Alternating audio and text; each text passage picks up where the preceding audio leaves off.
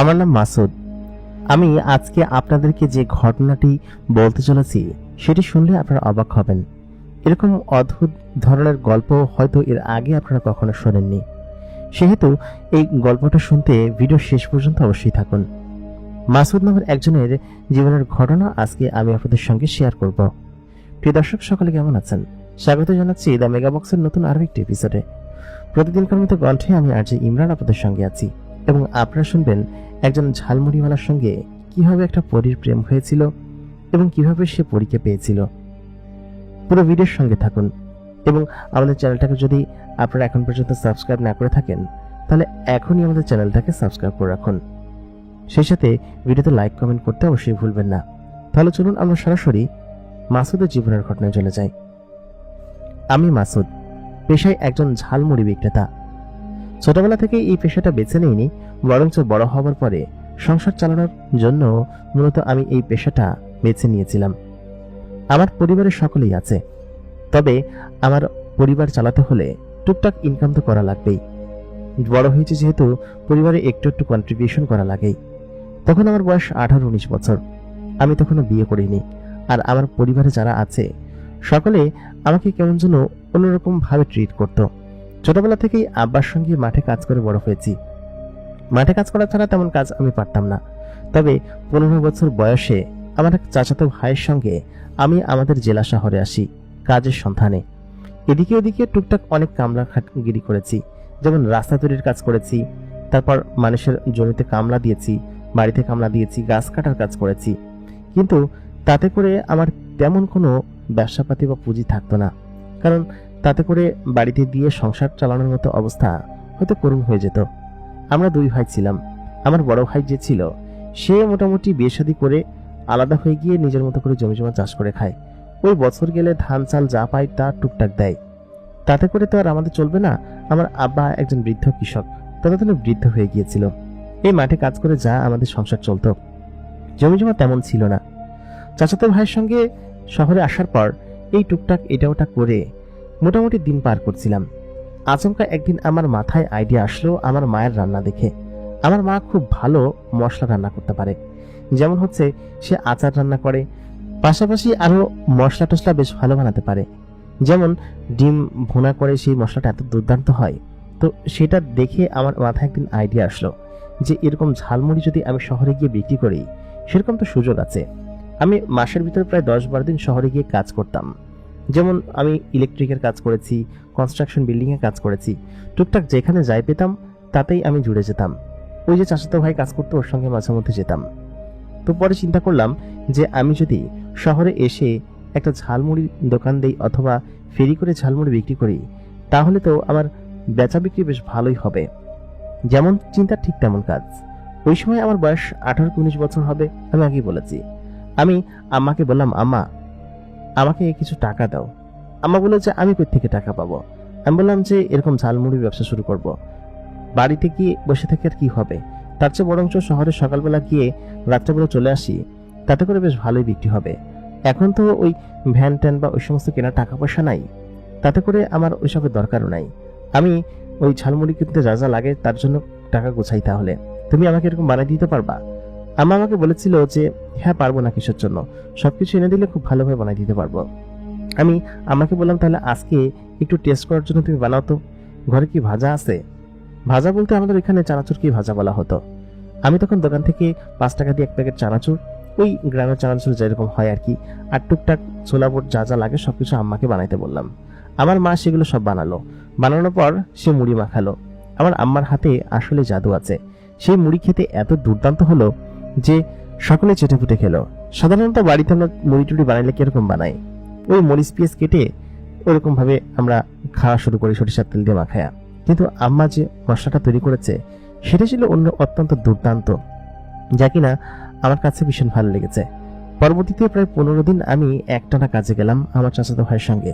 যদিও প্রায় দিনই কাজ পাওয়া যেত না, ওই কাজ থাকতো, বেশ মেহনত করে আমি টাকা পয়সাগুলো জমালাম এবং জমিয়ে যা যা করা লাগে আর কি, যেমন একটা বড় শ্রেণী লাগবে, তারপর মুড়ি কেনা লাগবে, মশলাপাতি যা যা সবকিছু কেনা লাগবে, পাশাপাশি এই টুকটাক আরো অনেক জিনিস মিলে আমার মোটামুটি ওই টাকার ভিতরে একটা ফেরি করার মতো যে মুড়ি বানায় সেই মুড়ি হয়ে গেল আর কি। পরবর্তীতে চিন্তা করলাম যদি এই মুড়ি আমি বড় করে দিতে চাই তাহলে আগে বিক্রি বাড়াতে হবে, সেরকমটা চিন্তা করলাম এবং শহরে এসে আমি তখন বিক্রি শুরু করলাম। প্রথম প্রথম যেহেতু শহরে এসে আমি এরকমটা করিনি, সেহেতু একটু দেরি হতো আমার বানাতে। আমি প্রথমে একটা স্কুলের সামনে গিয়ে বসার সিদ্ধান্ত নিলাম, তবে শহরের ভিতরে যে এরকম পলিটিক্স হয় সেটা আমি জানতাম না। যেখানে বসলাম আধা ঘন্টার মতো বিক্রি করলাম, বেশ ভালোই বিক্রি হলো, আমি বেশ খুশিও হয়ে গিয়েছিলাম। কিন্তু আচমকা কিছু লোক এসে আমার কাছে টাকা দাবি করলো, বললো এখানে বসতে হলে টাকা দিতে হবে। আর অন্যান্য ঝালমুড়িওয়ালারা বা অন্যান্য ফেরিওয়ালারা যারা সব বিক্রি করে তারাও মূলত হচ্ছে আমাকে এক প্রকার ধমকি ধমকি দিতে শুরু করলো, বললো যে এখানে বসতে পারবে না, হ্যান ত্যান। তো যে আমার কাছে এসে টাকা চেয়েছিল সে বললো প্রত্যেকদিন বসলে এত টাকা দিতে হবে। তো ওই টাকা যদি আমি তাকে ওরকম ভাবে এখানে দিয়ে যাই তাতে করে তো আমার কোনো আয় রোজগার বাড়বে না, বরঞ্চ আমার যা হবে তা দিয়ে এই যাতায়াতের ভাড়া বা ওই খরচার লাভ উঠবে একদম সামান্য। আমি তখন সেখান থেকে ওইটা নিয়ে চলে আসলাম। কারণ হচ্ছে কোনো জায়গায় ফিক্সড বসতে গেলেই এরা নানানভাবে জেগে বসবে। আমি যেটা করলাম ওই জিনিসপাতিগুলো হাতে নিয়ে ফেরি করে তখন বিক্রি করতে শুরু করলাম। ফিক্সড কোথাও বসার স্থান নেই, তবে মাঝে মধ্যে বিভিন্ন স্কুলের সামনে গিয়ে ওই অল্প সময়ের জন্য বসতাম। কারণ হচ্ছে যারা বিক্রি করতো তারা এমনিতে খ্যাচখ্যাচ করতো, আগে থেকে যারা আছে অনেকে গাড়ি নিয়ে বসেছে, আবার অনেকের টুকটাক দোকান আছে, তারা এরকম নিয়ে বসেছে। এতে করে আমার ওরা সবসময় হুমকি দামকি দিতে, বলতে এখানে বসতে পারবে না, হ্যান ত্যান। তো যাই হোক, এরকম করেই মোটামুটি আমার চলছিল। এখানে বসতাম, ফেরি করে নিয়ে যখন যে চাইতো তখন তাকে দিতাম।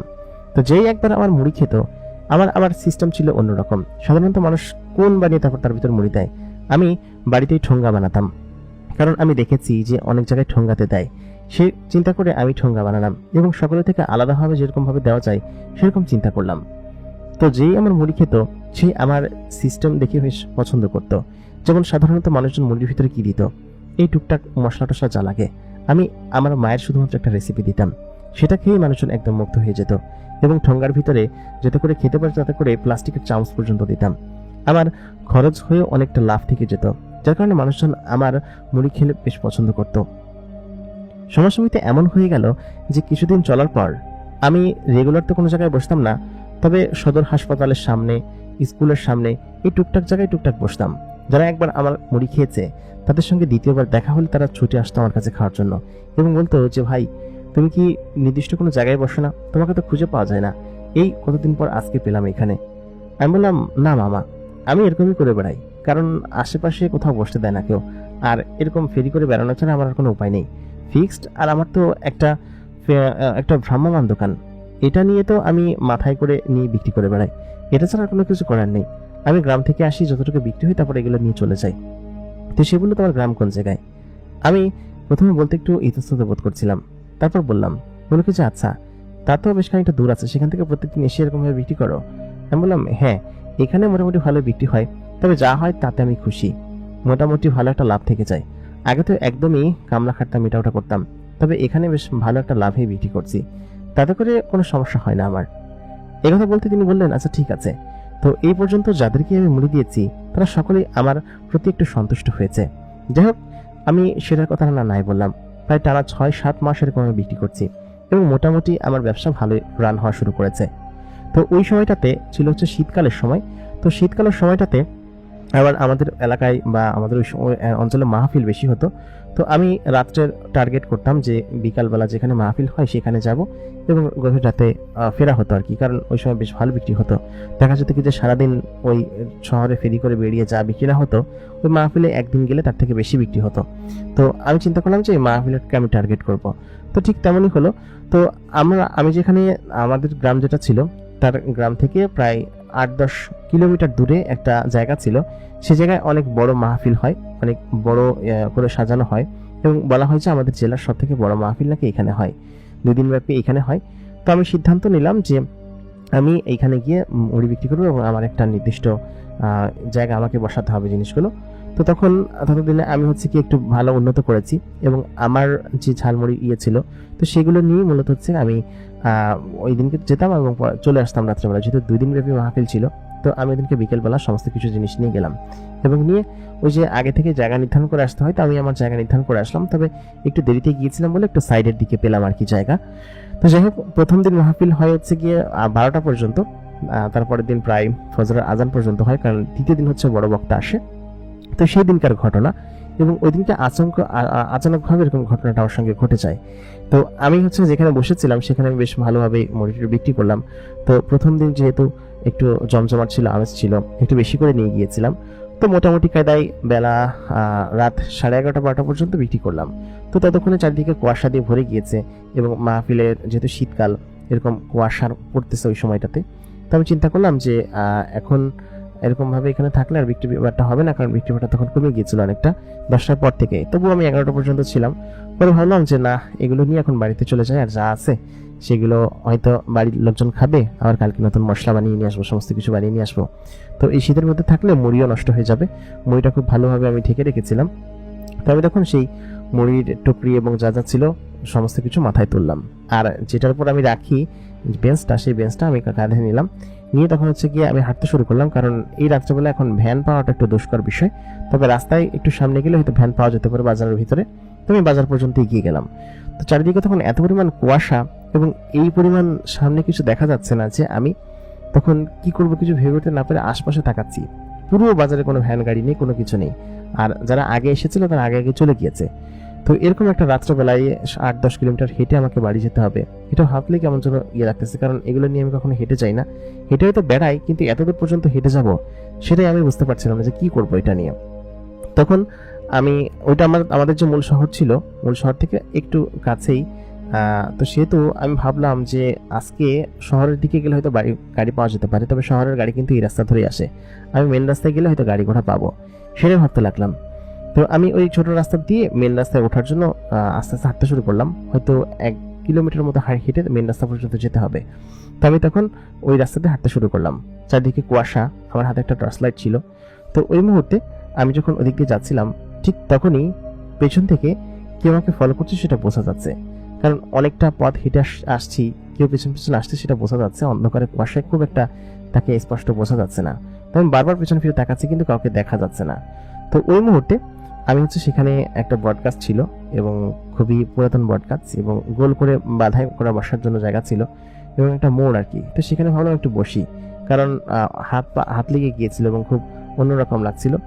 ক্ষুধাও লেগেছিল খানিকটা, বাড়ি থেকে যা খাবার এনেছিলাম নাটা দিকে খেয়ে ফেলেছি, আর এখন একটু ক্ষুধাও লেগেছে। তো আমি সেখানে বসলাম। বসার পর আমার দেখলাম যে অনেক মশলা রয়েছে। তো এই মশলা তো নিয়ে গেলে বাড়িতে ওদেরকে দিয়ে দিতে হবে, আর আমি প্রথম দিনে মশলা দিয়ে দিন চালাই না। তো পরে ভাবলাম যে একটু মুড়ি মাখিয়ে খাই, কারণ একটু ক্ষুধা লেগেছে। সেই 8টার দিকে খাবার খেয়েছি, 7টা-8টার দিকে। তো তখন আমি সেই মুড়িগুলো মাখাতে শুরু করলাম, মেখে আমি খাচ্ছি। তো মুড়ির ঘ্রাণগুলো এমন অদ্ভুত ছিল যে আমার নিজের নাকে আসলে আমার তখন ভালো লাগতো। তো সেই মুহূর্তে আমি খেয়াল করলাম যে পেছন থেকে কেউ একজন উকি দিচ্ছে। তো কেউ কি দিচ্ছে সেটা বুঝলাম না। আমি পেছনে তাকিয়ে লাইট মেরে ভাবলাম হয়তো শিয়াল টিয়াল হবে, কারণ এই মাঠে শিয়াল টিয়াল আছে, আর এখানে বেশিক্ষণ বসে থাকা যাবে না, মেন রাস্তা পর্যন্ত যেতে হবে। আমি তখন দ্রুত খেতে শুরু করলাম। তো সেই মুহূর্তে আমি খেয়াল করলাম যে আমার মুড়ির পাশে কেউ একজন আমাকে ডাক দিয়ে বললো কি যে আপনি কি খাচ্ছেন, খুব সুন্দর ঘ্রাণ তো। এইটা শুনে তখন আমি ভয়ে চমকে উঠলাম, চমকে আশেপাশে তাকাতে শুরু করলাম। তখন ভাবতে পারছি না যে কে আমার আশেপাশে আছে। আমি এরকম আজব কণ্ঠ এর আগে শুনিনি, মেয়ে নাকি ছেলের কণ্ঠ বোঝা যাচ্ছিল না। তখন আমি উঠে দাঁড়িয়ে বললাম কে? কেউ কোনো উত্তর দিচ্ছিল না। আমি তখন দ্রুত গতিতে সেগুলো গোছাতে লাগলাম। ঠিক তখনই আমি আমার পেছনে দেখলাম সাদা জামা পরিহিত, সাদা বোরকা আর কি পরিহিত একটি মেয়ে আমার পেছনে দাঁড়িয়ে আছে। ওইটা দেখে তখন আমি ভয়ে প্রায় পড়েই যাচ্ছিলাম। আমি তখন এখানের ইটটা ধরে আমি নিজেকে সামলালাম। আমি বললাম কি যে আপনি কে, এবং আপনি এখানে কি করছেন? কারণ এত রাত্রেবেলা এরকম গহীন একটা জায়গায়, আশপাশে ঘর বাড়ি, একটু দূরে ঘর বাড়ি, এখানে এই জায়গাটা একটু ফাঁকা, তো এখানে এ কি করছে? তখন আমি বললাম যে আপনি এখানে কি করছেন? রাত তখন 12টার বেশি হবে, আমি সময় খেয়াল করিনি। তো সে তখন বলল যে আপনি যে জিনিসটা খাচ্ছেন সেটা খুবই সুস্বাদু, আমার কাছে নাকে ঘ্রাণ আসলো, সেজন্য আমি এখানে এসেছি। আমি বললাম যে নাকে ঘ্রাণ আসছে, আপনি কে এখানে, আর আপনি এত রাত্রে এখানে কি করছেন একটা মেয়ে মানুষ হয়ে? তো সে তখন বলল যে আমার এটা খেতে ভালো লাগবে, খুব সুন্দর ঘ্রাণ, আপনি কি এটা আমাকে খাওয়াবেন?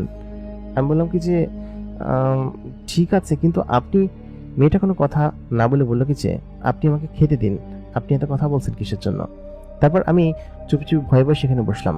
সেখানে বসে পেঁয়াজ মরিচ কাটছিলাম আর মুড়ি বানাচ্ছিলাম আর তার দিকে তাকাচ্ছিলাম বারবার। তো যাই হোক, আমি বানিয়ে একটা প্লেটে করে তার দিকে যখন এগিয়ে দিলাম, সে প্লেটটা হাত বাড়িয়ে নিল। প্লেটটা যখন হাত বাড়িয়ে নিল, তার হাতের উপরেও তখন নাকাব পরা ছিল। তো সেই হাতটা নিল আমার কাছ থেকে, প্লেটটা নিল, নিয়ে তখন সে যখন চামচ দিয়ে খেতে যাবে তখন তার মুখের উপরে যে নাকাবটা ছিল সেটা সরালো। তো ওই মুহূর্তে আমি তার দিকে তাকিয়ে, তখন ভয় পাবো নাকি অন্য কোনো কিছু পাবো আমি জানি না, আমি তার দিকে তাকিয়ে হতভম্ব হয়ে যাই। কারণ মেয়েটি ছিল একদম স্বর্গের অপ্সরার মতো সুন্দরী এবং তার মুখ দিয়ে এক ধরনের আলো বের হচ্ছিল, যে আলোটা সাধারণত কোনো মানুষের শরীর দিয়ে এরকম ভাবে বের হয় না। সে হিজাবটা সরাতেই তার চেহারার ভিতর থেকে যেন 18 ওয়াল্টের বাল্বের টিউবলাইটের মতো তার মুখ চঞ্চল করছে এবং সে এই পরিমাণ সুন্দরী। সে তখন সেই এক চামচ নিয়ে গালে নিল। তার দাঁতগুলো ছিল একদম সাদা ধপধপে। সে সেটা খেতে শুরু করলো। খেয়ে বলল, খুবই মজাদার তো। আমি বললাম যে হ্যাঁ, এটা আমার মা তৈরি করে, তো আমার মায়ের হাতে জাদু আছে। তখন সে বলল, খুবই মজাদার খেতে, আমার কাছে খুব ভালো লেগেছে। তারপর সে প্রায় পুরো প্লেট তড়িঘড়ি করে খেয়ে ফেললো। আমি বললাম কি যে এখন কি আমি যেতে পারি? সে বলল কি যে আমাকে আরো কিছু বানিয়ে দিন। তারপর আমি এক এক করে বানাতে শুরু করলাম। যতগুলো মশলা ছিল এক এক করে সমস্ত মশলা দিয়ে সে প্রায় 10 থেকে 12 প্লেট, আমি হিসাব করিনি, সবগুলো প্লেট সে খেয়ে ফেললো এবং ওইটুকুই মশলা বাকি ছিল। তো খাওয়া শেষে আমি বললাম কি যে মশলা শেষ হয়ে গিয়েছে। তখন মেয়েটি বলল যে কি বলছেন, আমার তো আরো খেতে ইচ্ছে করছে, এরকম সুস্বাদু খাবার আমি জীবনে কোনোদিন খাইনি, আমার কাছে খুব ভালো লেগেছে, আমাকে কি আবার খাওয়াতে পারবেন আপনি? আমি বললাম যে হ্যাঁ পারবো, কিন্তু আপনি এত রাত্রেবেলা এখানে কি করছেন, আর আপনি কে? এই কথা বলতে মেয়েটি তার মুখের নাকাব সরিয়ে বলল কি যে আমি কি সেটা তোমার জানা লাগবে না, তুমি খাওয়াতে পারবে কিনা সেটা বলো। আমি বললাম হ্যাঁ পারবো, কিন্তু আপনাকে আমি পাবো কোথায়? সে বলল কি যে তুমি এখানে এসো। আমি বললাম কি যে আমি তো এখানে প্রত্যেকদিন আসি না, আমি শুধুমাত্র আগামীকালকে আসবো, তারপরের দিন থেকে আমি অন্য কোথাও চলে যাব। সে তখন বলল যে আচ্ছা ঠিক আছে, তুমি যেখানেই যাও আমি তোমার কাছে মুড়ি খেতে যাব, তবে হ্যাঁ আমি কিন্তু সকলের সামনে যাই না, আর যখন তুমি একা থাকবে তখনই যাব, ঠিক আছে? আমি বললাম কেন, সেটা কেন? সে বলল কি যে আমি সেটা বলতে পারবো না, তুমি এখন যাও। আমি বললাম কি যে আমার টাকা? মেয়েটি বলল কিসের টাকা? টাকা আবার কি হয়? আমি বললাম যে এই জিনিসটা খেয়েছেন সেটার মূল্য দিবেন না? মেয়েটি তখন বলল এখন তো আমার কাছে দেওয়ার মতো কিছু নেই, তবে আমি আপনাকে পরে দিয়ে দিব। তাই বলে সে আমার চোখের সামনে থেকে মানে চলে গেল, পেছন দিকে সরে গেল, সে কুয়াশার ভিতরে মিলিয়ে গেল, মানে এক প্রকার অদৃশ্য হয়ে গেল। আমি তাকে সামনে গিয়ে খুঁজে পেলাম না। লাইট মেরো, তখন মাঠের ভিতর থেকে কুয়াশা নেমে আসছে, দূর থেকে শিয়াল ডাকছে। আশ্চর্য তো, এরকম একটা মেয়ে এরকম অন্ধকারের ভিতরে কোত্থেকে আসলো এবং অন্ধকারে কোথায় চলে গেল? তার হাতে তো কোনো লাইট দেখলাম না। আমি তখন ভয়ে সেগুলো গুটিয়ে দ্রুত রাস্তার কাছে চলে গেলাম। রাস্তায় যেতেই 5 মিনিট দাঁড়াতেই একটা সিএনজি পেলাম, যেটা আমাদের বাড়ির দিকে যাচ্ছিল। সিএনজিতে আমি উঠে বসলাম। সে বলল কিছু ডাবল ভাড়া লাগবে। আমি বললাম ভাই ডাকাতি করতেছেন? সে বলল কিছু করার নাই, চলেন। তারপর যাই হোক 20 টাকার ভাড়া 40 টাকা দিলাম, দিয়ে তারপর আমি আমার বাড়ির সামনে নামলাম। ততক্ষণ আমার বাড়ির সবাই ঘুমাই গেছে। আমি মাকে ডাকতে মা দরজা খুললো। তারপর বললো কি রাতে দেরি হলো কিসের জন্য? আমি বললাম মা মাহফিল বোঝো না, একই শহরের বিক্রি, যে বিক্রি করে 6টা-7টা চলে আসলাম। তো মা বললো আচ্ছা ঠিক আছে, যা ঘরে গিয়ে খেয়ে দিয়ে নে। তো আমি তখন ঘরের ভিতরে গেলাম, গিয়ে তখন আম্মা খাবার দিল, আমার ক্ষুধা লেগেছিল বললাম। তো খাবার টাবার খেয়ে আম্মাকে বললাম যে আম্মা আজকে, তারপর ভাবলাম কি যে না থাক, বলার দরকার নেই, যা হয়েছে আমার মধ্যেই থাকুক। সে বললো যে কি হয়েছে? আমি বললাম আজকে ভালো বিক্রি হয়েছে, সব শেষ হয়ে গিয়েছে, আর কালকে একটু বেশি করে দিও তো, ঠিক আছে?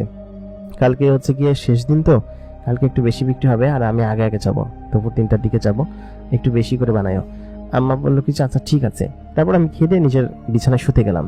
তো বিছানায় যেয়ে আমার বারবার শুধুমাত্র এই মেয়েটার কথা মনে হচ্ছিল, কারণ মেয়েটা ছিল আমার বয়সী এবং অত্যাধিক সুন্দরী একটা মেয়ে, এবং সে আমাকে যেভাবে বলছিল যেন আমাকে তার দিতেই হবে এরকম একটা কথা। তবে সে যে আমাকে টাকা না দিয়ে চলে গেল, তাতে করে আমার একটু মেজাজ খারাপ হয়েছিল, কারণ সে প্রায় 100-150 টাকার মুড়ি খেয়ে গিয়েছে। এই টাকা আমাকে কে দিবে? এটা আমার লস হলো না? যদিও লসের কিছু নেই, যা বিক্রি করেছি তা অ্যাভারেজে লাভই আর হবে। আর এগুলো তো আমি বাড়ি এনে তখন ওদেরকে খাইয়ে দিতাম, তাই না, আমার ভাই বোন যারা ছিল তাদেরকে। তো সে তো লসের কোনো ব্যাপার নেই। তবে মেয়েটা এরকম আচমকা খেয়ে চলে গেল এবং বলল আবার আসবে, কিন্তু আমি তো সেটাই বুঝতে পারলাম না, আবার আসবে মানে কি? মেয়েটা কই, ওইখানেই থাকে নাকি? মেয়েটাকে দেখে আমার প্রথম দেখায় পছন্দ হয়েছিল, তবে সে ওইখানে আশেপাশে থাকে সেটা আমি মনে মনে ভাবছিলাম। যাই হোক ওই রাস্তা দিয়ে আমাকে পরদিন যেতে হবে, আমার কেন যেন বারবার মেয়েটার চেহারা চোখে ভাসছিল। তারপর আমি ঘুমিয়ে পড়লাম। পরদিন সকালবেলা উঠে আমি তো আর শহরে যাব না, আজকে মাহফিলে যাবো, সেহেতু বেলা করেই উঠলাম ঘুম থেকে। উঠে খাওয়া দাওয়া শেষ করে গোসল টোসল করে দুপুর 2টার দিকে সমস্ত কিছু রেডি করলাম, মাকে বললাম রেডি করো। তো এই ঝালমুড়ি বিক্রি করার পর থেকেই আমার ব্যবসা মোটামুটি ভালোই চলছিল এবং খুব সুন্দরভাবে চলছিল। তো সেই মুহূর্তে আমি মেয়েটাকে দেখার জন্য আমি সেই গ্রামে, মানে যেই গ্রামে হচ্ছে গিয়ে গতকালকে দেখা হয়েছিল, সেই গ্রামে দাঁড়ানোর সিদ্ধান্ত নিলাম। তবে সেই গ্রামে ওই মাথায় হচ্ছে কি খানিকক্ষণ দাঁড়িয়ে মেয়েটার ব্যাপারে জিজ্ঞেস করছিলাম যে এরকম কোনো মেয়ে আছে কিনা। তো সে বললো কি যে এরকম কোনো মেয়ে তো এখানে নাই। এলাকার লোকজন বলতে লাগলো, ওই বটগাছের এখানে দাঁড়িয়েছিলাম। তো ওইখানে ভ্যানওয়ালা বলতেছে যে ভাই আপনি যাবেন, তাড়াতাড়ি চলেন, আমার দেরি আছে। তো আমি বললাম কি যে আচ্ছা ঠিক আছে ভাই চলেন। এখানে দাঁড়িয়ে কয়েকজনকে জিজ্ঞেস করলাম, এমনিতেই ভ্যান ভর্তি মালামাল, অন্য যাত্রী নিতে পারবে না। তো সেহেতু ভ্যানওয়ালা এমনিতেই মেসেজ করলাম তার। তো যদিও আমি ভাড়া ঠিক করে নিয়েছি, তো তারপর আমি তাকে সেই মাহফিলের কাছে নেমে তাকে ভাড়া মিটিয়ে দিলাম। ততক্ষণে ওইখানের প্রায় সমস্ত দোকানদাররা চলে এসেছে, আর এইখানে যারা বসে তারা ম্যাক্সিমাম রাত্রেবেলা চলে যায়, পরের দিন আবার আসে। তো আমি যেখানে বসি সেই জায়গাটা আমি আমার দোকান নিয়ে বসলাম এবং বসে তখন আমি সমস্ত কিছু রেডি করতে শুরু করলাম। তো ওই যে বললাম না যে এইখানের লোকজন আসলে কেমন যেন, আমাদের দেশের লোকজন যে কিছু হলেই তারা চাঁদা নিতে চলে আসে বা টাকা চাইতে চলে আসে। তো মাহফিলের ওইখানের যে কমিটি ছিল, কমিটির লোকজন বললো কি যে এখানে বসতে হলে টাকা দিতে হবে। তো বললাম কি কেন ভাই টাকা দিতে হবে কিসের জন্য? তো বললো সবাই দিচ্ছে তো দিতে সমস্যা কি। যাক জোর জবরদস্তি করে তারা টাকা নিল, আমাকে দিতেই হবে যেহেতু মাহফিলের তারা আয়োজন করেছে, তো সেহেতু দিয়ে দিলাম। তো তারপর আমি বিক্রি করতে শুরু করলাম, মোটামুটি 9-10টার মতো বিক্রি করলাম। তো বিক্রি করার এক পর্যায়ে আমি দেখলাম কি যে আজকে তো প্রায় সারা রাত ভরে বিক্রি হবে, তো খাবার যা আছে তাতে করে হয়ে যাবে আর কি, সারা রাত পর্যন্ত থাকা হয়ে যাবে। তো 2টার দিকে হচ্ছে মোনাজাত হবে। তো মোনাজাত পর্যন্ত আমি থাকবো না, কারণ হচ্ছে কি যারা কিনে আর কি, তারা ওই 11টা-12টা পর্যন্তই কিনে খায়। তাই ওই মাদ্রাসার হুজুর ছাত্র যারা থাকে, আশেপাশে এলাকার ছাত্রছাত্রী যারা থাকে, ওরা ওই 9টা-10টা পর্যন্ত থাকে, তারপর মাদ্রাসার ছাত্ররা চলে যায়। তো রাত তখন 12টা হবে। তো ওই মুহূর্তে দেখলাম কি যে বাজার বিক্রি একদম কমে গিয়েছে, একদম শিথিল হয়ে গিয়েছে। আর এত রাত্রবেলা এইসব ঝালমুড়ি কেউ খায় না। বা আমি আচার নিয়ে এসেছিলাম, আমার মা আচার বিক্রি বানাতো, সে আচারগুলো নিয়ে এসেছিলাম, আচারগুলো মোটামুটি ভালো বিক্রি হলো। তো আমি তখন ওইগুলো নিয়ে ভাবলাম যে চলে যাই, এখন যদি না যাই আমি সত্যি অনেক রাত্রে গেলে তখন গাড়ি ঘোড়া পাবো না। তো গতকালকের মতো ঠিক সেম পজিশনে আমি ওইগুলো নিয়ে হাঁটতে শুরু করলাম। তো আমি গতকালকের কথা ভাবলাম যে মেয়েটা কি সত্যি আজকে আসবে, ওইখানে গিয়ে বসলে যদি আসে, সেটাই ভাবলাম আমি। তবে সেখানে গেলাম, যাওয়ার পর সেখানে আমি সেই বটগাছের গোড়ায় বসলাম। যদি আমাকে হেঁটেই আসতে হবে, আর হেঁটে এখানে এত রাত্রেবেলা ভ্যানও পাওয়া যাবে না, কারণ ভ্যান ট্যান সব চলে গিয়েছে, আর যারা রিজার্ভ ভ্যান নিয়ে এসেছে তারা তাদের মতো করেই যাবে। তবে তখন সেই ওইখানে গিয়ে বসলাম, বসার পর বেশ খানিকক্ষণ বসলাম। তো বসার পর আমি তখন ভাবলাম যে না হয়তো এখানে ও আসবে না, আর তখন শিয়াল টিয়ালও ডাকতেছিল, ভয় লাগতেছিল আমার। তখন আমি সেই ঝালমুড়ির টুকরি নিয়ে বাড়ি পর্যন্ত আসার জন্য রওনা দিলাম আর কি। তো সেই মুহূর্তে পেছন থেকে আমাকে ডেকে বললো কি যে তুমি চলে যাচ্ছ আমাকে না খাইয়েই। আমি তখন পেছন দিকে তাকিয়ে মেয়েটাকে দেখে আমার বুকের ভিতর বাড়ি মেরে উঠলো, কারণ ওই সময় পর্যন্ত আমি কারোর সঙ্গে প্রেম করিনি, এই প্রথম কোনো মেয়েকে দেখে আমার এত পরিমাণ ভালো লেগেছে। তবে তখন মেয়েটার পেছন দিকে ফিরে আমি মেয়েটার দিকে যখন তাকালাম, আমি বললাম যে আপনিই তো এতক্ষণ ছিলেন না, আপনার জন্য বসেছিলাম না আমি এতক্ষণ। তো মেয়েটা বললো যে আমি এতক্ষণ এখানে বসে তোমাকে দেখছিলাম তুমি কি করো। তো মেয়েটা আমাকে তুমি করে বলছিল, তাতে করে আমার কোনো কিছু যায় আসে না। তো যাক আমি তখন সেখানে বসে ওকে ঝালমুড়ি দিতে লাগলাম, তো সেগুলো খেতে লাগলো। তো আজকে অনেকগুলো অবশিষ্ট ছিল, আমি বলেছিলাম মাকে বেশি বানাতে। তো বেশ খানিকক্ষণ খাওয়ার পর বললো ভালো লেগেছে। তো আমি বললাম যে আপনি কি আচার খাবেন? তো সে আমাকে বললো যে তুমি কি এগুলোই করো? আমি বললাম হ্যাঁ এগুলো করেই আমি ইয়ে করি। তো মেয়েটা তখন আমার পাশে এসে বসলো, পাশে বলতে ওই যে গোল বটগাছের করে যে গোল কংক্রিট দিয়ে বানানো, সেখানে বসলো। বসার পর বললো কি যে কিসের কথা জন্য বললে?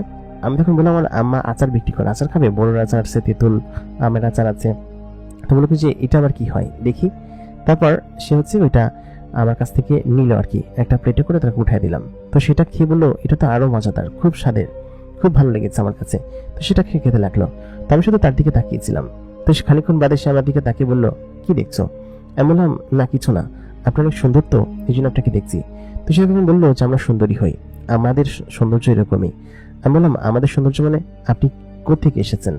এটি বললো তোমাকে কেন বলবো, তুমি চুপচাপ বসে থাকো, আমি যতক্ষণ বলবো ততক্ষণ বসে থাকো। তারপর সে আমাকে খানিকক্ষণ বাদে জিজ্ঞেস করলো যে তোমার বাড়িতে কে কে আছে?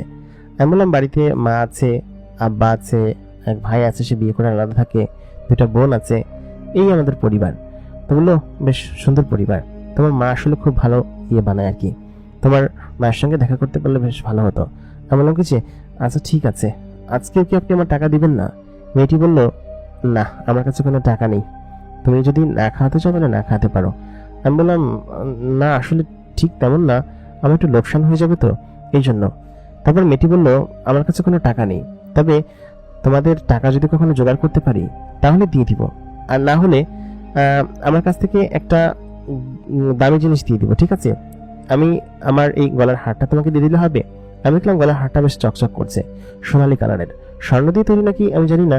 আমি বললাম আচ্ছা ঠিক আছে, না থাক, তোমার জিনিস তোমার কাছেই রাখো, আর কতটুকু লোকসান হবে, যদিও এগুলো নিয়ে বাসায় রেখে দিতাম, যাক তুমি খাওয়ার সমস্যা নেই।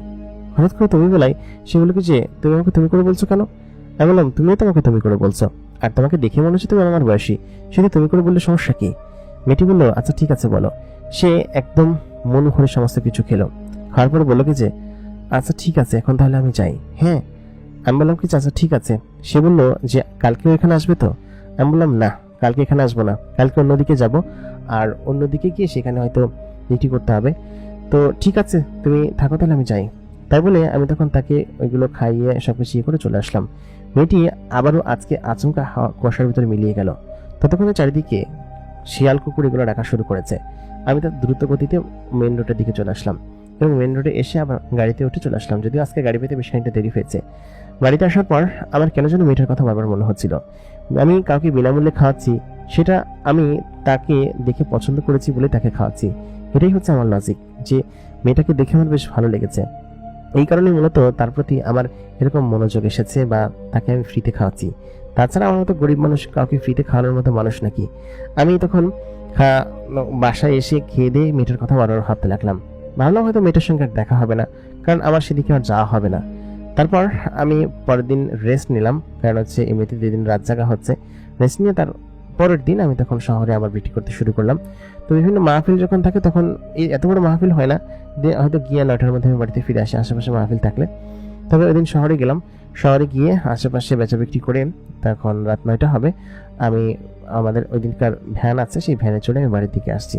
তো বাড়িতে আসার পর আমাকে যে রাস্তায় মূলত হচ্ছে আমি নামি, সেই রাস্তা আমাকে নামায় দেওয়া হলো, এবং ওই ভ্যান চলে গেল সোজা হাইওয়ে রাস্তা ধরে অন্য বাজারের দিকে। তো আমাদের ওই রাস্তা থেকে নেমেই আমার বাড়ি পর্যন্ত প্রায় আধা কিলোমিটার রাস্তা আমাকে হেঁটে যেতে হয়, কারণ এদিকের ভ্যান খুব একটা পাওয়া যায় না। তবে হেঁটে যাচ্ছি। তো রাত 9টা বাজে, তখন বেশ গভীর রাত।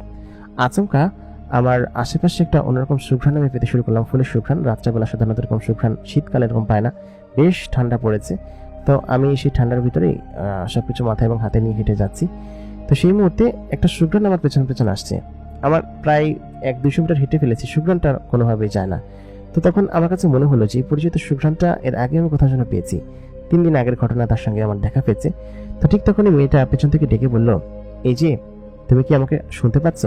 আমি পেছন দিকে তাকিয়ে কাউকে দেখতে পেলাম না, তবে তার কণ্ঠ আমার স্পষ্ট মনে আছে। আমি বললাম, তুমি কোথায়? তুমি, তোমাকে তো দেখা যাচ্ছে না। মেয়েটা তখন কুয়াশার ভেতর থেকে আমার সামনে বেরিয়ে আসলো, এসে বললো কি যে এই তো আমি এখানে, আজকে আমাকে কিছু খাওয়াবে না? আমি বললাম যে তোমার বাড়ি না অন্য জায়গায়, তাহলে তুমি এখানে কি করছো? সে তখন বলল, এত কথা বলো না তো, তুমি দাও, তোমার কাছে কি আছে? আমার কাছে খুব ভালো লাগে খেতে। আমি বললাম, আচ্ছা ঠিক আছে, কিন্তু এখানে কিভাবে দিব? তুমি আমার বাসায় চলো, আমার বাসার কাছাকাছি যেহেতু এসেছো, মায়ের সঙ্গে দেখা করে যেও, তুমি বলেছো মায়ের সঙ্গে দেখা করবে। সে বললো, অন্য একদিন দেখা করব, তুমি দাও তো আগে আমাকে। তারপর আমি সেখানেই ওইটা খুললাম আর কি। চারিদিকে তখন কেউ নেই, রাস্তাঘাটেও কেউ নেই, গ্রামের রাস্তা যেহেতু, আর সকালে ততক্ষণ ঘুমিয়ে পড়েছে, শীতকাল যেহেতু, আর ওই সময় গ্রাম অতটা উন্নতও ছিল না, বিদ্যুৎও থাকতো না। তো সেটা আমি সেখানে বসলাম, বসে আমার সেই ইসের লাইটটা জ্বালালাম। এখানে আমার বিক্রির এখানে ছোট একটা লাইট ছিল, সেটা জ্বালালাম।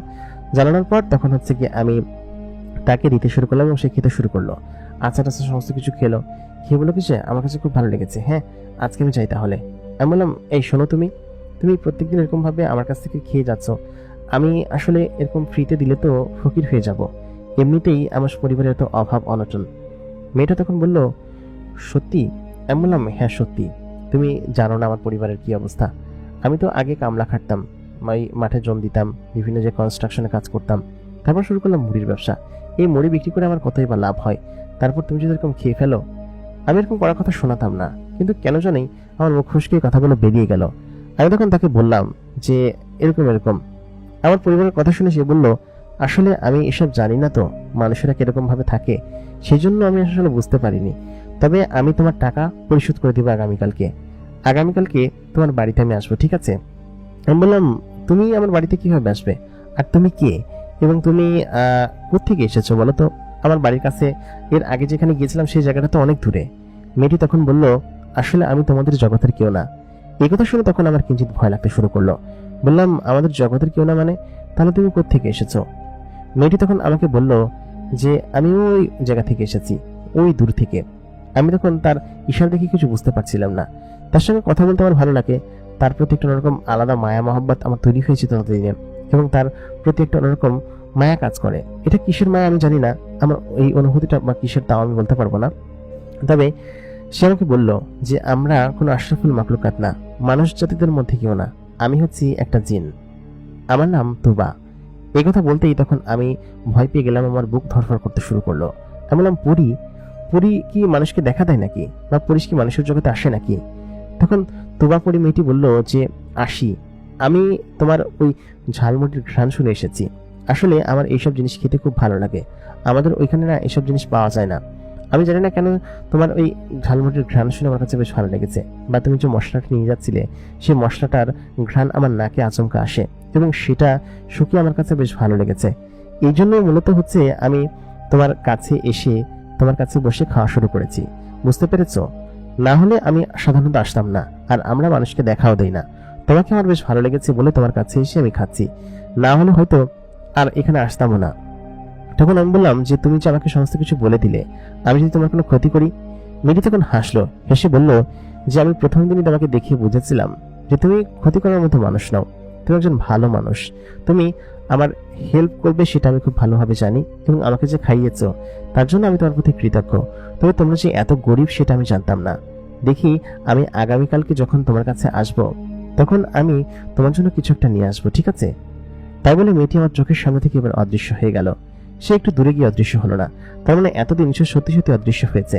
এবং তুবা যে একটা পরী সেটা শোনার পর প্রথমে ভয় লেগেছিল, কিন্তু পরবর্তীতে তার কথা শুনে আমি খানিকটা সাহস পেয়েছি। এবং সে যখন আমাকে এই কথা বলল, তখন আমি মনে মনে ভেবেছি যে সে আসলেই একটা পরী, এবং পরীর মতোই সুন্দর। এই জন্যই সে এত সুন্দরী, শুরুর দিন থেকে সে এই কথা বলে আসছে। তবে আমি যে কোনোদিন একটা পরীর দেখা পাবো সেটা আসলে আমি ভাবতে পারিনি। আমি তখন সেই ঝালমুড়ি সমস্ত কিছু নিয়ে বাড়িতে যাই। ওদিনকে আমি বেশ খুশি ছিলাম এবং বেশ আনন্দিত ছিলাম। সাধারণত জিনপরি কাউকে দেখা দেয় না, আমাকে দেখা দিয়েছে। ছোটবেলায় জিনপরির গল্প অনেক শুনেছি আমার দাদার কাছ থেকে। দাদা মারা যাওয়ার পর থেকে এই গল্পগুলো আর কারোর কাছ থেকে শোনা হয়নি। তবে দাদা অনেক গল্প বলতো যে পরীরা এরকম মানুষকে দেখা দেয়। কিছু পরী আছে বেশ খারাপ, মানুষকে ধরে নিয়ে যায়। আবার কিছু পরী আছে বেশ ভালো, ওরা মানুষের হেল্প করে, মানুষকে অনেক কিছু দেয়। তো আমি তখন পরীটার প্রেমে পড়ে গিয়েছি আগে থেকেই। যেহেতু তার সঙ্গে আমার 4-5 দিন ধরে এরকম ভাবে দেখা হচ্ছে, এর আগে 2 দিন দেখা হয়েছে, 3 দিন পরে আবার আজকে দেখা হলো। তো তার প্রতি একটা রকম টান আমার আছে। আর ওই বয়ঃসন্ধি কাল ছিল সেহেতু ওর প্রতি একটা রকম ভালো লাগা আমার কাজ করেছিল। আর ও এর পরের দিন আসবে সেটা ভেবে ওই দিনকে রাত্রে আমার কেন যেন ঘুম আসছিল না, বেশ অন্যরকম লাগছিল। তো যাই হোক, ওইদিনকে দেরি করে ঘুম থেকে উঠলাম, প্রায় 10টার দিকে সমস্ত কিছু জিনিস নিয়ে বের হলাম। সারা দিন আমি হচ্ছে গিয়ে এটা ওটা করে বিক্রি করেছি, এবং সন্ধ্যার পর 7টা-8টার দিকে যখন আমি ফিরবো, তো ফেরার পথে আমি তখন মনে মনে চাইছিলাম যে ও আমাকে ডাক দিক বা আমাকে দেখুক। তবে ও বলেছে যে আমরা মানুষের ভিতরে যাই না, মানুষের কাছে যাই না। তো আমি ভাবলাম যে হয়তো ওর সঙ্গে রাস্তায় দেখা হবে না, কোনো ফাঁকা জায়গায় গিয়ে দেখা করতে হবে। তো তখন আমি সেটাই করলাম। আমি তখন বাড়িতে চলে আসলাম ওই রাত্রেবেলা, কারণ ও যেহেতু আমাকে দেখা দেয়নি, কারণ মানুষ আছে আশেপাশে, আমি ভ্যানে চলে এসেছি বাড়ি পর্যন্ত, সেহেতু আমাকে দেখা দেবে না সেটা আমি জানি। তো রাত তখন 12টার কাছাকাছি হবে, আমি ওদিকে ঘুমাইনি। খাওয়া দাওয়া শেষ করে আমি সেই জিনিসগুলো নিয়ে আমি বসে আছি যে কখন ও আসে। তো আচমকা আমার জানালায় একটা টোকা পড়লো। তো আমি জানি যে আমার ঘর চেনে, আমার বাড়ি চেনে, সমস্ত কিছু চেনে, আর ও একটা পরি যেহেতু ওর ওসব কিছু চেনার প্রয়োজন হয় না। ও তখন দরজা টোকা দিল। আমি দরজা খুলতে খেয়াল করলাম দরজার ওই পাশেও দাঁড়িয়ে আছে, এবং ওই তার সুন্দর চেহারাখানি দেখা যাচ্ছে, একদম চলচল করছে লাইটের মতো। আমি তখন সঙ্গে সঙ্গেই সেই জিনিসগুলো নিয়ে ঘর থেকে বেরিয়ে পড়লাম। বেরিয়ে আমি বাইরে আসলাম, বললাম যে তুমি এত দেরি করেছো আসতে? ওগুলো কি যে আসলে তোমাদের এদিকটায় আসা হয়নি তো কখনো, এই জন্য তোমাকে খুঁজে পাচ্ছিলাম না। তবে তোমাকে দেখেছি, আমি দেখে এখন এসেছি। তবে তুমি কিন্তু চাইলে আমার ঘরে আসতে পারতে, এটা আমি ওকে বললাম।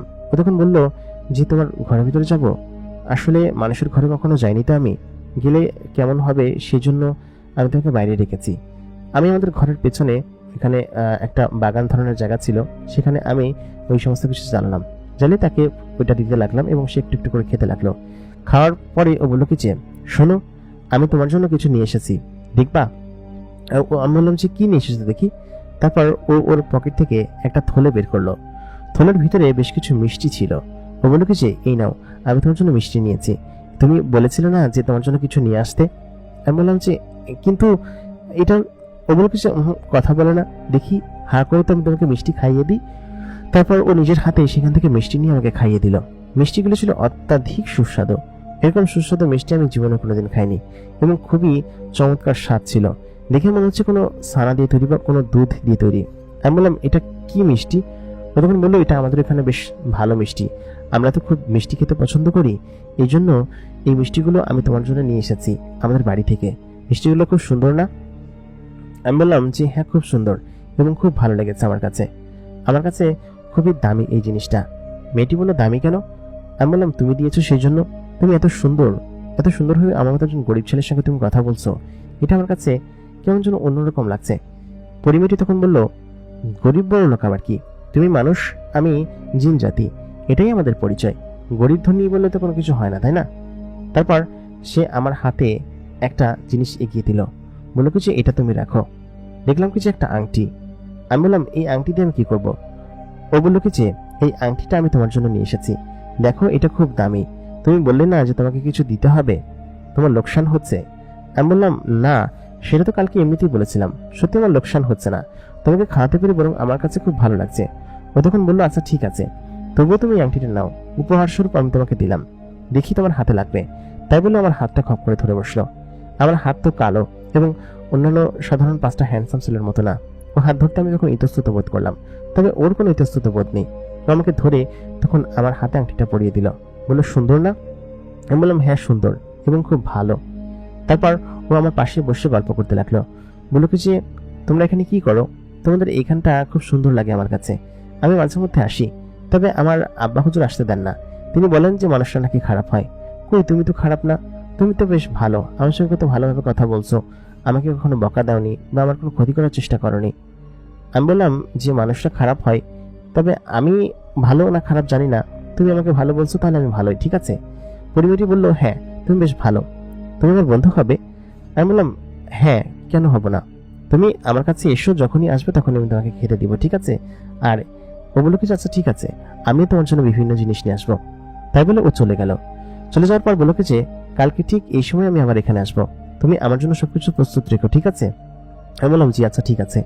তারপর ও চলে গেল। তো ও আজকে আমার বন্ধু হয়েছে, আমাকে একটা আংটি উপহার দিয়েছে, ওর নিজের ব্যবহার করা আংটি। তো সেটা দেখে আমার কাছে এত ভালো লাগছিল যে আমি সত্যি সত্যি ওর প্রেমে পড়ে গিয়েছি এবং ওকে আমি ভালোবেসে ফেলেছি, সেটা আমার বলা বাহুল্য। কারণ ওই যে ভালোবাসার আগের মুহূর্ত কিন্তু আমরা টের পাই না, কোনোভাবে টের পাই না, ভালো লাগা থেকে কিন্তু ভালোবাসাটা চলে আসে। তো ওর প্রতি আমার সেরকম ফ্যাসিনেশন ছিল, সেরকম টান ছিল। তো পরের দিন থেকে আমি সবসময় আনন্দিত থাকতাম। আমি মুড়ি নিয়ে গিয়ে বিক্রি করা শুরু করলাম এবং আমাকে প্রায় শহরের অনেকেই চিনত, প্রত্যেকে আমার মুড়ি খাওয়ার জন্য পাগল। আমি পরবর্তীতে সিদ্ধান্ত নিলাম যে একটা ফিক্সড জায়গায় বসবো, যেখানে বসলে মানুষজন আমাকে খুঁজে পাবে এবং ব্যবসাও বাড়বে। তো আমি ঠিক সেরকম জায়গায় একটা ফিক্সড জায়গা দেখে আমি বসা শুরু করলাম এবং চাঁদা টাদা যা লাগে তখন আমি তাদেরকে দিতাম। কারণ হচ্ছে কি, একটা ফিক্সড জায়গায় বসলে তখন মানুষ আমাকে চিনবে এবং আমার মুড়ি খেতে আসবে। তো এই প্রায় 8 মাস ধরে আমি বিক্রি করছি। এই 8 মাসের ভিতরে সকলেই আমাকে প্রায় চিনে এবং আমার মুড়ি খেতে অনেক দূর দূরান্ত থেকে তখন আসা শুরু করলো মানুষজন। বললো কি যে, মামা আপনি খুব ভালো মুড়ি বানান।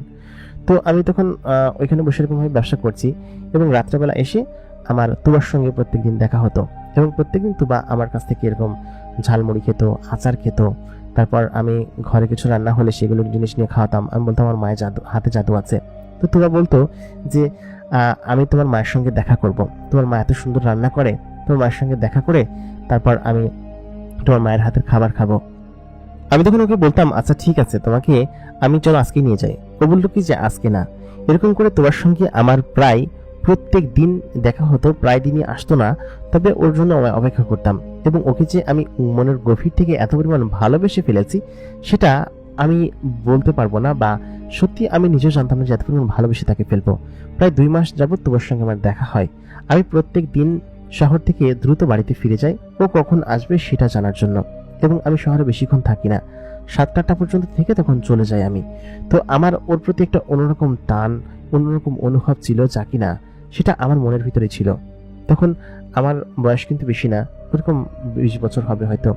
তো ওই মুহূর্তে কাউকে ভালোবেসে ফেলা আসলে খুবই আনন্দের বিষয়, এবং আমি তোমাকে ভালোবেসে ফেলেছিলাম।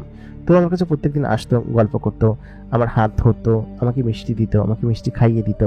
আমাদের মধ্যে নানান খুনসুটি হতো, আমি ওর সঙ্গে দুষ্টুমি করতাম, ও আমার সঙ্গে দুষ্টুমি করতো। তো এরকম করে সময় চলছিল। তো একদিন আমার কাছে তোমার একটা আসলো, মানে তোমার আসলো সেই রাত্রেবেলা। তো আমি খেয়াল করলাম তোমার সঙ্গে তার পেছনে একজন লোক দাঁড়িয়ে আছে। লোকটা বিশাল আকৃতির এবং মুখে বেশ ঘন কালো লম্বা দাড়ি, এবং লোকটার মাথায় পাগড়ি পরা। লোকটা প্রায় 6 ফিটের বেশি লম্বা হবে। সে তোমার সঙ্গে এসেছে। তো তাকে দেখে আমি ভয় পেয়ে গেলাম। তখন তুবা বলল কি যে, আরে তুমি ভয় পেও না, উনি হচ্ছেন আমার বাবা, উনি আমার সঙ্গে আজকে এসেছেন। আমি তোমাকে ওনার কথা বলেছি না, তোমার কথা বলেছি ওনাকে। তো উনি তখন বলেছে যে তোমাকে হেল্প করবে, এবং সেজন্য উনি এসেছেন। তো তখন তিনি আমার সঙ্গে কথা বলতে শুরু করলো। লোকটার কণ্ঠ এত ভরাট এবং এত মোটা ছিল, সেটা জিন। এর আগে আমি কোনোদিন জিন দেখিনি। লোকটা তখন বলল যে তুমি আমার মেয়েকে খাইয়েছো, তার জন্য আমি বেশ কৃতজ্ঞ তোমার প্রতি। আমার মেয়ে তো তোমার এই ঝালমুড়ি, তারপরে কি খাবার দাও, এগুলো খাওয়ার জন্য পাগল। আমাকে তোমার কথা প্রায় বলে, তবে আসার সুযোগ হয় না। আজকে সুযোগ হয়েছে তোমার আসার, এবং তুমি আজকে আমাকে খাওয়াতো, দেখি জিনিসটা কেমন। তো তখন আমি তাকে খাওয়ালাম। খাওয়ানোর পর সে জিনিসটা খেলো, এবং খাওয়ার পর বললো, আসলে তুমি বেশ মেহনতি, এবং তোমার এটা আমি বড় করতে সাহায্য করব। তোমার যত টাকা পয়সা বা অর্থকড়ি লাগে সেই জিনিস আমি দিব। তাই বলেই তার গলা থেকে একটা মালা খুলে আমাকে দিল। মালাটা কিসের জানি না, তবে তিনি আমাকে বললেন, এটার বেশ দাম হবে। তুমি এই জিনিসটা দোকানে বিক্রি করে তারপর যা টাকা হবে সেটা দিয়ে তুমি আশা করি বেশ ভালো একটা দোকান দিতে পারবে মুড়ির, এবং তুমি চাইলে ব্যবসা করতে পারবে। আমি বললাম, না না না, এটার দরকার নেই। সে তখন আমাকে এক প্রকার ইনসিস্ট করতে শুরু করলো, এবং বলল যে না না না, তুমি নাও, তুমি আসলে বেশ ভালো এবং মেহনতি একটা ছেলে, তোমার পরিবারের উন্নতি প্রয়োজন আছে, তুমি এটা নাও, ঠিক আছে? আর আশা করি আমার মেয়ে তোমার কাছ থেকে এতদিন যা যা খেয়েছে তার জন্য তুমি তাকে। আমি বললাম যে আঙ্কেল, আপনি এই কথা বলবেন না দয়া করে, আসলে আমি তাকে খুশি হয়ে খাইয়েছি, আর এটার কোনো বিনিময় হয় না। জিন লোকটি তখন আমাকে তাই বললো, বললো যে আসলে এটার কোনো বিনিময় আমি তোমাকে দিতে পারবো না, তবে আমার মেয়ে যদি তোমার কথা বলে সেহেতু সমস্যা নেই, তুমি হচ্ছে গিয়ে তাহলে থাকো, আজকে আমরা যাই। তাই বলে তো উনি চলে গেল তার মেয়েকে নিয়ে। বললো কি যে আচ্ছা ঠিক আছে আমি যাই। তুবা তাই বলে এখান থেকে বাই বলে চলে গেল। তো তোমার মনে কি আছে সেটা আমি জানি না, না জেনেই আমি তাকে এটা বলতে পারি না। তো তার বাবা এরকম বিশাল দেহি একটা জিন, সেটা দেখে আমার তখন ভয় লাগলো। বললাম যে মনে মনে ভাবলাম যে না, তোমাকে সরাসরি বলা যাবে না কোনো কিছু। ও যদি নিজে থেকে আমাকে বলে যে আমাকে পছন্দ করে, তাহলে একমাত্র বলবো। তো ভালোবাসাটা একতরফা নাকি দুই তরফা আমি জানি না, তবে তোমার আচরণ এবং সমস্ত কিছু দেখে মনে হয় যে ও আমাকে ভালোবাসে, কারণ ও আমার সঙ্গে এসে ঢলাঢলি করে, আমার সঙ্গে ফাজলামি করে, এমনকি আমার ঘরের ভিতরে এসে বসে থাকে, গল্প করে, আমার খাটের উপর শুয়ে থাকে। তো সব মিলিয়ে ওর এরকম আচরণ দেখে মনেই হবে যে আমাকে ভালোবাসে এবং আমি ওকে ভালোবাসি, কিন্তু ওই মুহূর্তে আমি ওকে কথাগুলো বলতে পারছিলাম না। তার পরের দিন আমি সেই জিনিসটা নিয়ে গেলাম হচ্ছে এক দোকানে যাওয়ার পর তিনি বললেন যে আচ্ছা ঠিক আছে, এই জিনিসের এই কয় টাকা পাবে। আমি বললাম কত টাকা? সে তখন বলল যে এটা তো মোটামুটি দামি একটা জিনিস, তোমাকে আমি 2 লাখ টাকা দিতে পারবো, এর বেশি হবে না। তুমি জিনিস কই থেকে পাইছো? তো আমি বললাম এটা হচ্ছে আমার দাদার জিনিস, আমার দাদা আমার মাকে দিছিল, তো জরুরি প্রয়োজন, দেখেন বিক্রি করা যায় কিনা।